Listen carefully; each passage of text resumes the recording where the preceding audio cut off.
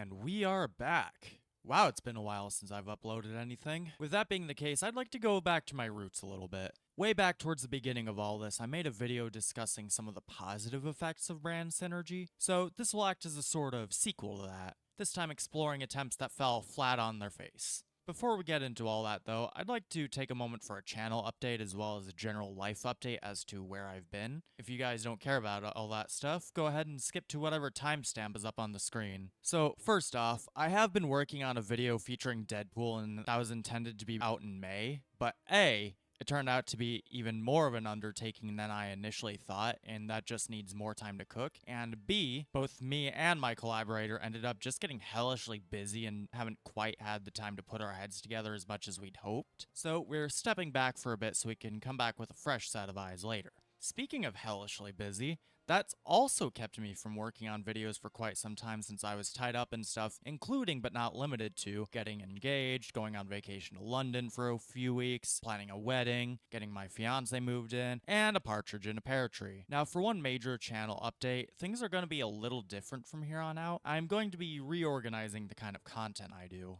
I won't stop doing what I do, but I do realize those of you who come here for discussion related to comics or comic book media aren't necessarily the same people who come here for the Transformers TTRPG sessions, and vice versa. So rather than trying to split the difference like I have been, instead I've created a second channel called Roll for Disaster. There I'll be re-uploading all the sessions I've already posted on YouTube, and once that's done I'll be unlisting all the sessions on this channel. So Roll for Disaster will be where I'll continue to post my campaign stuff, as well as any RPG content I decide to make in the future. So those of you who enjoy that content of mine can go on over there. Meanwhile, the main Major Disaster channel will continue to be where I post comic book related content. So, like I said, not necessarily changing what the content is, but where it's going. Okay, enough housekeeping. Time for what you guys actually came here for. Now, just as a quick summary for those of you who didn't watch the first video, first of all, please do that. I think it still holds up. But as a quick summary, brand synergy is essentially when comics are changed or influenced by whatever media is popular at the time, usually movies or TV. A lot of the time it's relatively surface level, like getting new costumes that are closer to how they look in the new movie, or maybe a prominent character in the new movie gets a new comic run to coincide with its release, such as Mr. Terrific and Metamorpho getting new solo titles to coincide with Superman, which you should all go watch ASAP, by the way, it's really good. And all of this is to varying degrees of success.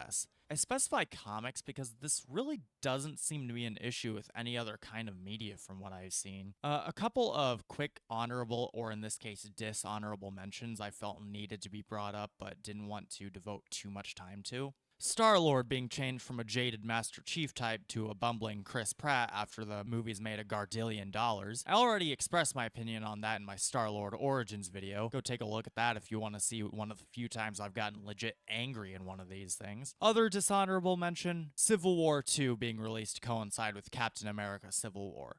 The less said about Civil War 2, the better. Now, onto this list. I have a whole lot more of these, so let's get right into it. First off, I thought I'd start with something not necessarily bad in its own right, but just clunky in execution as a way to ease into all this. So, I think it's safe to say most of you who've seen or read anything Marvel related have probably heard of Nick Fury, director of S.H.I.E.L.D., Eye Patch. Yeah, that guy. It's easy to forget, especially if you weren't actively engaging in a lot of Marvel stuff before the movies took off, that Fury didn't always look like Mace Windu. He was originally more of a David Hasselhoff.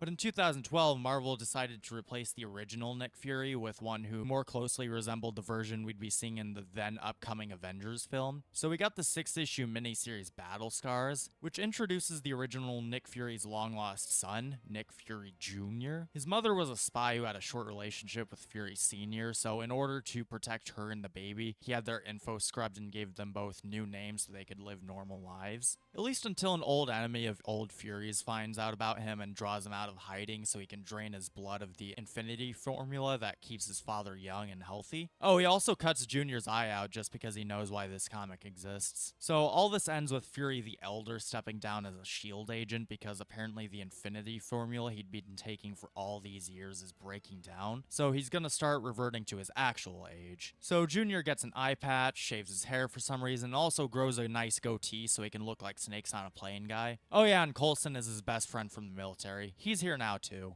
Not only is the intention behind this story painfully obvious, but it's also incredibly basic and bare bones. So this whole thing falls flat for me for 3 reasons. 1, Fury Jr. is a pale imitation of the original in almost every way. Nowadays, everyone acts like it's the same Fury they've always dealt with, and the original's been pretty much forgotten over the past decade, while all his son does is be a little more than Maria Hill's errand boy. So the trade-off really wasn't worth it. 2, we already had a Nick Fury based on Sam Jackson over in the Ultimate Universe, which was still alive and, well is giving it a little bit too much credit, but it was still going. This was a completely pointless change because that Fury was still an active character. The MCU Fury was already based on that Ultimate Universe version to begin with, so it just becomes a dumb case of a snake eating its own tail. Speaking of Ultimate Fury, if they absolutely had to replace their original with one that resembled the movie, why not just bring that character to the main Marvel universe? They were already setting up Incursions, and the Secret Wars event that'd spell the end of the Ultimate Universe was already a couple years away. Why not just wait for that event to bring him over? That's how they brought Miles Morales and the Maker over. I feel that would have been a much cleaner way of doing it than this retcon that somehow manages to feel half-baked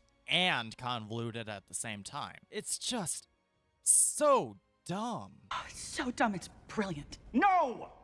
It's just dumb! Now, let's hop over to the distinguished competition for a spell. They don't pull this stuff quite as often, but it still happens from time to time. So, remember when DC and Dwayne the John Roxon did everything they could to convince you Black Adam was going to be the big new thing in the DC universe? Oh, wait, as Johnson put it, the hierarchy of power in the DC universe is about to change. And he wanted to make sure you knew it. He was in Fortnite. Johnson himself voiced Crypto the Superdog in the Super Pets movie, which ended in a post-credits stinger teasing Superman and Crypto were gonna square off with Black Adam and his dog. And to top it all off, he gets a spotlight appearance in the Dark Crisis event back in 2022, shortly before the movie dropped. In this event, the Justice League is missing and presumed dead after a run-in with the Great Darkness, the overarching thread of this story, with Black Adam being the only survivor of the attack. Unfortunately, without the League, all the other heroes are too busy feeling sorry for themselves, or just aren't as strong as they were. So it sure is a good thing Black Adam is there to set them straight. Ignoring the fact that he was a supervillain who started World War III a few years back, Superman vouched for him, so you know he's legit. And during the big final battle, all hope seems lost until the realization is made that Black Adam's powers make him immune to the Great Darkness's influence for some reason. So he gives everyone a portion of his powers, and their Black Adam-themed power boost single-handedly turns the tide and the day is won.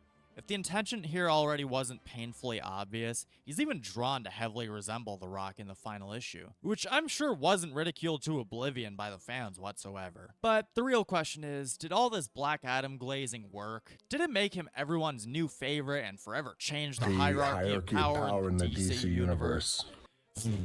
Not remotely. Not only did the movie bomb, but it also just wasn't good. All that hype from The Rock making himself out to be the next Loki and promises he had no real power to keep, for a mediocre action flick that served as the final nail in the DCEU's coffin. But hey, at least it spawned a ton of memes, so we got something of worth out of the whole thing. To show this kind of thing isn't anything new, let's go back to the distant past of 1991, when Marvel tried creating a pop star. This wouldn't be the first time, that being Dazzler back in 1980, nor the last time, that being Luna Snow created in 2019. However, while those two characters have enjoyed a fair amount of popularity, Nightcat bombed harder than the Human Torch's rap career.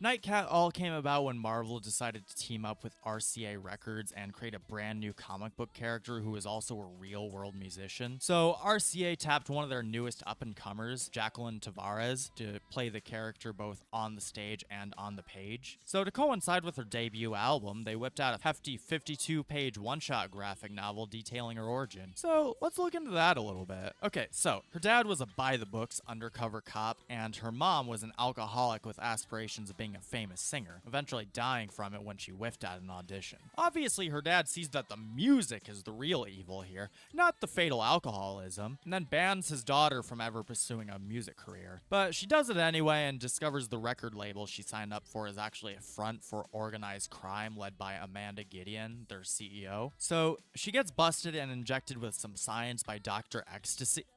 Wait, is that really his name? I know Nightcat's outfit already skirted the line into bondage gear territory, but Dr. Ecstasy straight up just sounds like the name of a porn movie. Not that I'd know, of course. So she gets cat powers, including extending her nails like Lady Deathstrike, along with the other generic super abilities like speed, agility, and so on. Oh, and her dad dies during the altercation because he was undercover and just so happened to be there. Luckily, her music career instantly skyrockets so she can afford stuff like top-of-the-line computers and her custom-made Cadillac. I wish I was making that up. But anyway, despite her success, she refuses to go on any tours because that means Amanda's going to know about her whereabouts at any given time. Even though Amanda owns the record label and the rights to her costume persona. Not that it matters anyway because they meet and fight for a bit until Amanda falls to her death. So yeah, she avenges her dad's death and vows that the Nightcat has only begun to prowl, promising so many adventures and songs yet to come. Oh yeah, and she meets Stan Lee at one point and he tells her how great she is and how she should totally be a Marvel superhero. If my synopsis of this comic sounded dumb and nonsensical, that's because it is. This whole issue is just dumb and honestly pretty bland. It's not even a kind of lame that you can laugh at. And honestly, Nightcat's debut album isn't much better. The best way I can describe the songs is they sound like that kind of royalty-free music that cartoons will use in a shopping montage because either they couldn't or didn't want to get the rights to a popular licensed song, even though these are the real songs. I'm no music expert, but the whole album just feels plain and derivative of everything else released in the past few years at that time. Not only were both the comic and album not very good, but also near impossible to find due to poor distribution. Man, between this and all the public appearances on TV, I don't even want to think about how much money they lost on this whole fiasco. But more than that, I just feel bad for Jackie Tavares. This was supposed to be her big break, but instead it tanked her career before it could even start. Her only other notable role in anything is a minor one in Romeo of Juliet, and after that she seems to have completely vanished. No social media presence or anything that I could find. Hey Miss Tavares, if by some chance you end up watching this, I'd love to hear your side of the story. Just saying. But anyway, let's move on to the next and biggest part of this video. In talking about brand synergy taken too far, I'd be remiss to not talk about this. Anyone who's a Marvel fan in the mid to late 2010s can attest to how stupid this all was. As a brief history lesson for context to those of you who might not be aware of all the behind the scenes red tape with all this stuff, back in the late 90s, Marvel had some issues with bankruptcy and as a last ditch resort sold the TV and movie rights to quite a lot of their characters. And for the purposes of this part of the video, that includes the X-Men and Fantastic Four being bought up by Fox. Now, this wasn't a problem back then and for most of the 2000s, since no one ever expected these franchises to cross over in the movies in a million years. When the MCU hit its peak and both fans and Marvel wanted to see these guys interact with the likes of the Avengers, well, that's when things start to get messy. So Ike Perlmutter, CEO of Marvel Entertainment at the time, had this plan. So he was going to try and quash the competition by phasing out the Fantastic Four and X-Men franchises, essentially trying to replace them outright, all in an attempt to either get the rights back or bury Fox's movies. This resulted in quite a lot, so let's do a little lightning round, shall we? First off, the FF's book being outright cancelled with half the team vanishing and presumed dead, while the Human Torch joins the Avengers and Thing joins the Guardians of the Galaxy for some reason.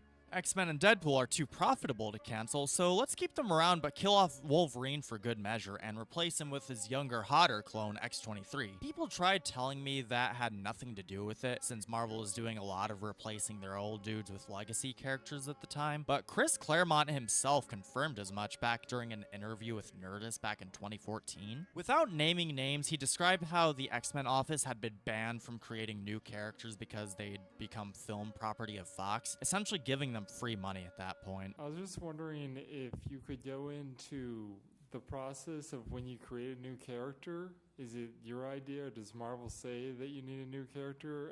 I have to say, quite honestly, as I understand it now, the X department is forbidden to create new characters. Huh. Really? Well, who owns them? Hopefully me. No.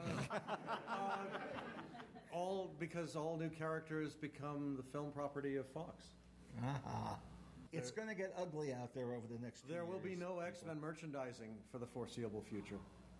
Because why promote Fox material? So for all of you asking why they can't just create new characters instead of smushing someone else into another character's title, there's your answer. While we're at it, let's write a story featuring the Terrigen Mist, which activates Inhumans' abilities, which is also lethal to mutants, by the way, spanning large chunks of the planet and causing a huge uptick in Inhuman population, which did give us Kamala Khan's Miss Marvel, so it wasn't all bad, but I'll get back to her in a minute. So Terrigen Mists envelop the world and results in a ton of young people's minds and bodies changing in ways they don't know how to handle. Wham! There's your mutant analog. Except, here's why that doesn't quite work. First off, the whole reason Inhumans exist at all is because the alien Kree experimented on ancient humans in order to eventually create a race of super soldiers. Instead of just being born different, there's now a certain ancient aliens component to it all, rather than the possibility that anyone could be born a mutant. Instead, it's just the descendants of this specific group that were experimented on. Secondly, like I said earlier, in order for their inhuman genes to activate their powers, they need to be exposed to the mist emitted by Terrigen crystals, which, save for very rare events, is a completely voluntary process. Meaning that, for the most part, if someone with inhuman genes wanted to, they could go their entire lives without ever getting powers or having to mutate their bodies. It's a prime example of putting a square peg in a round hole, and fans knew it. Instead of the desired effect, people at large ended up hating the Inhumans because of this, and it just made them want the X-Men and Fantastic Four back. And the final nail in the coffin was the planned Inhumans movie not only being downgraded into an ABC show, but said show being so laughably awful, it went down in history as the greatest failure in the MCU to date. So not only did this big push alienate comic fans, but now general audiences also want nothing to do with these characters. In a way, it's funny. I do believe the Inhumans could have become household names like the Guardians of the Galaxy did, but if they lean towards their strengths rather than fitting them into a mold they weren't made for. Think about it. The main Inhuman characters are the royal family. So instead of trying to ape the X-Men, why not draw inspiration from another property that was huge at the time? Game of Thrones. I mean, minus the sex scenes and gore, but the character development and political intrigue. Make Black Bolt and Queen Medusa deal with issues in their kingdom that can't just be screamed away. But no, instead we get a network show so cheap and scared of not being taken seriously that the costumes make early Arrowverse look like Academy Award winners in comparison. And hey, what better way to endear new fans to characters like Medusa, a character who can control her hair with perfect precision, than to shave her bald in the first episode, because they don't have the budget for her powers.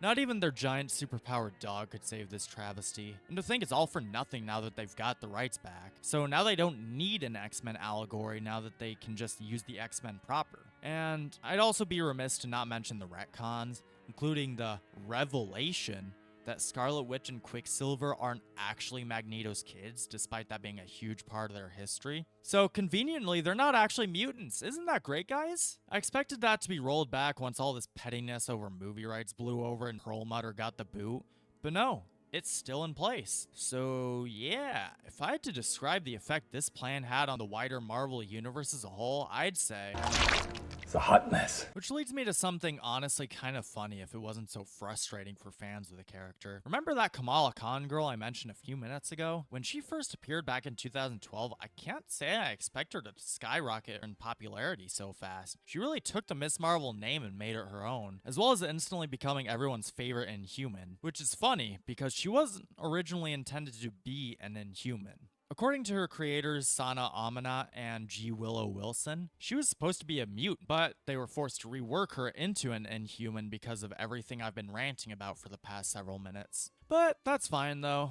I think this works pretty well, all things considered. Wait, what? She was revealed to be a mutant in the Disney Plus show? Well, that's a really odd choice. Surely this won't affect the comics in a bizarre way. Oh, and then she got killed off in The Amazing Spider-Man of all things. Bad enough you killed her off for synergy reasons, but it can't even be in her own book. Really any title where she's a main character. But it's okay because she was resurrected on the X-Men's island nation of Krakoa, where hey, it turns out she's actually got mutant genes too. Isn't that convenient? Wait. So in that case, why did the Terrigen Mist not kill her because she's got mutant genes? How How does that work? Sure is a good thing she's got stretchy powers considering how often editorial's been jerking her back and forth over all this. Man, I feel a little bad railing on Marvel so much for this length of the video. Let's keep it at least a little fair and look at what other publishers have done along these lines. Now that Invincible's gotten so popular, all the media coming out is just using the aesthetics and voice actors from the show, like Fortnite, Mortal Kombat 1, and that new fighting game that just got announced. It would be nice to see different takes and hear different actors give their own spin instead of everything feeling pretty samey. Does that count? Okay, what about this? Back in 2015, writer Jeff Lemire had a pretty stellar run on Green Arrow during the New 52 up until issue 35, where he was replaced with Andrew Kreisberg, who just so happens to be one of the co-creators and writers for Arrow and all those other shows. And hey, look at that, we get the comic book debut of Felicity Smoke, that one girl from the show. Well, technically, Felicity Smoke was the name of Firestorm's stepmother back in the 80s, but this is really an in-name only kind of thing. The two characters have nothing in common otherwise, so she's essentially an original character altogether. Anyway, we get a 5-issue arc showing how cool and valuable Felicity is as she proves her worth by helping Green Arrow and company bust a corrupt rich dude. And she turns down a government job working for Argus in favor of continuing to fight the good fight in Star City, promising lots of adventures yet to come, only for issue 41 to get another new writer, Benjamin Percy, and Felicity's gone with zero explanation and she's never seen or mentioned ever again. To be fair, I do see the logic with this one. Arrow was arguably at the peak of its popularity at this time, and we already saw elements of that show bleeding into the comics, with John Diggle being introduced in issue 24 of this same volume, and fans did respond quite positively to Diggle's introduction, in large part because he was a fan favorite when it came to the show. So it's a no-brainer to throw him in the comics too. But here's the problem. This arc was released during the middle to rear end of season 3, where people were getting more and more fed up with Felicity as she was written to be less endearing and more grating. So this was met with instant backlash and tanking sales, to the point where she disappears by the end of the very arc she debuts in, and Percy had to promise there'd be no more Felicity to appease angry fans. Okay, last but not least, does anyone remember back when Disney tried replicating the MCU with their cartoons by canceling all the current shows at the time and making new shows all set in the same universe? The one that still irks me the most is canceling Avengers, Earth's Mightiest Heroes. That show in a lot of ways did a better job with some of these characters than the MCU itself. And there were so many lingering plot threads, like setting up Ragnarok with the Enchantress and Surtur, but then we gotta drop all that and get Avengers Assemble in its place, along with Hulk and the Agents of Smash, Ultimate Spider-Man, and later Adjectiveless Spider-Man. These shows did have a few gems every now and then, but overall they were just really bad. And don't give me the they're just for kids excuse, because so are the likes of Spectacular Spider-Man, Wolverine and the X-Men, and the aforementioned Earth's Mightiest Heroes. These shows were great introductions to the characters and could be enjoyed by all ages without actively talking down to their viewers like the new shows did. They all had unique art styles and ideas, but the new shows were safe and genericized as possible to the point of all feeling completely soulless, and they all got worse over time. Well, Agents of Smash didn't get worse over time, it just disappeared suddenly. But Avengers Assemble got worse over time, and Ultimate Spider-Man was replaced with the 2017 show, which has the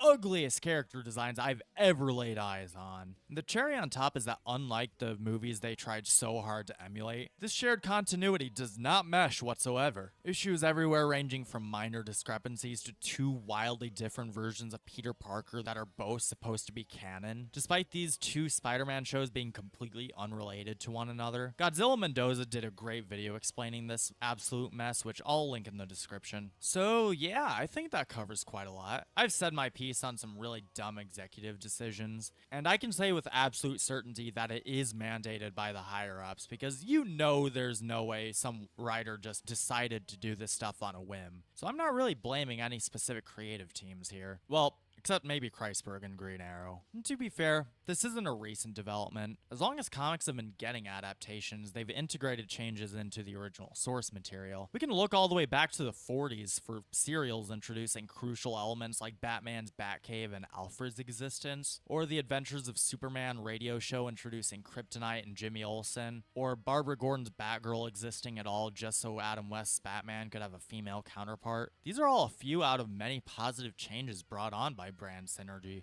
So I don't want anyone to leave this video video thinking it's inherently a bad idea or that I just inherently hate change. I do believe good ideas should be borrowed and expanded upon from anywhere, no matter the source they come from. We nerds complain about comic accuracy a lot, but it's not always a bad thing to look at the adaptations for ideas once in a while. Though, as we've seen here today, it can be done very, very poorly. But that's all I've got for today. Thank you all so much for watching, and a huge thank you to all the new people who came to the channel after the new Superman movie came out. Hope you enjoy all the new stuff I've got in the works. But for right now, this is Major Disaster signing off. Go ahead and leave a like, tell your friends, and make sure to look away from your screen for at least 20 seconds to prevent Disney from retconning your life to better fit the movies.